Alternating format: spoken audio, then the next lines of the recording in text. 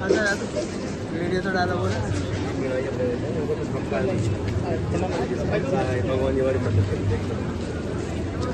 महावीर जी हमारी महामंत्री गणेश जी भाई साहब कहाँ गए?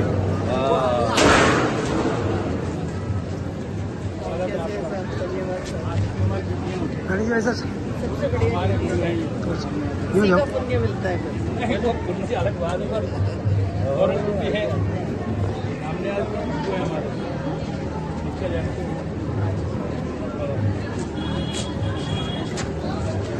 चल रही है।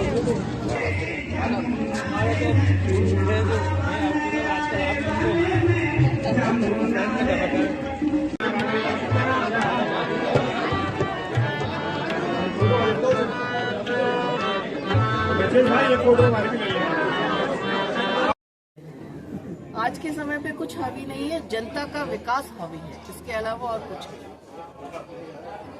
पूर्णिमा का महापर्व है। राजस्थान सरकार ने इस बार खासकर संतों का सम्मान करने की भी वह पहल की है। किस तरह आज आप टोका है, किस तरह देख रहे हैं राजस्थान के आज गुरु? देखिए, आप सभी को गुरु पूर्णिमा के पावन पर्व पर हार्दिक शुभकामनाएं।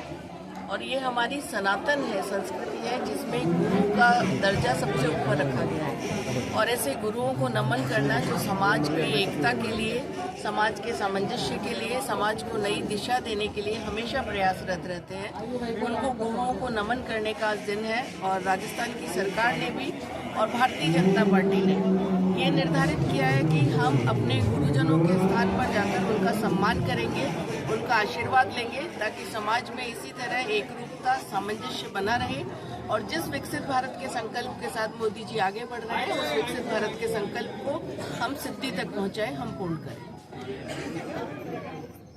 अगर इस तरह की देखिए, ये हमारी सनातन की एक ये कह सकते हैं कि विशेषता है कि गुरुओं को हम नमन करते हैं।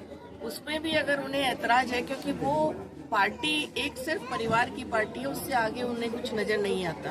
वो तुष्टीकरण की राजनीति करने वाले लोग हैं और उन्हें सिर्फ पद और सत्ता की लालसा रहती है। लेकिन हम जिस परिवार को, जिस वैचारिक अधिष्ठान को मानने वाले लोग हैं, हमारे लिए समाज का सामंजस्य, देश का विकास और राष्ट्र प्रथम की अवधारणा के अनुरूप हम निरंतर काम करते हैं। और जिनको आलोचना करनी है वो आलोचना करते रहे, लेकिन समाज, देश और विश्व देख रहा है कि किस तरह मोदी जी के नेतृत्व में देश विकसित राष्ट्र की ओर अग्रसर हो रहा है। एक तरह से कहे निराशा बोल रही है, क्योंकि उनके पार्टी में अंदरूनी जो झगड़ा उस समय चालू हुआ था वो आज तक कायम है। वो एक जाजम पर नहीं बैठ सकते हैं। विचार तो उनका कुछ है ही नहीं, उनका विचार सिर्फ सत्ता है। हमारा विचार देश का विकास, सबका साथ सबका विकास है। तो वो जो कहते हैं उसको जनता भी देख रही है, आम जन भी देख रहा है। और भारतीय जनता पार्टी जिस गति से देश के को आगे बढ़ा रही है, सबको साथ लेकर चल रही है, वो भी जनता के मन में है। इसलिए उनकी निराशा, उनका कह सकते हैं डिप्रेशन, ये चीजें हैं जिसकी वजह से वो आज परेशान है। हनुमान बेनीवाल तो यहाँ तक कह चुके कि भजन लाल की सरकार जाने वाली है। देखिए, मुझे लगता है उस पर टिप्पणी करने का कोई मतलब नहीं है।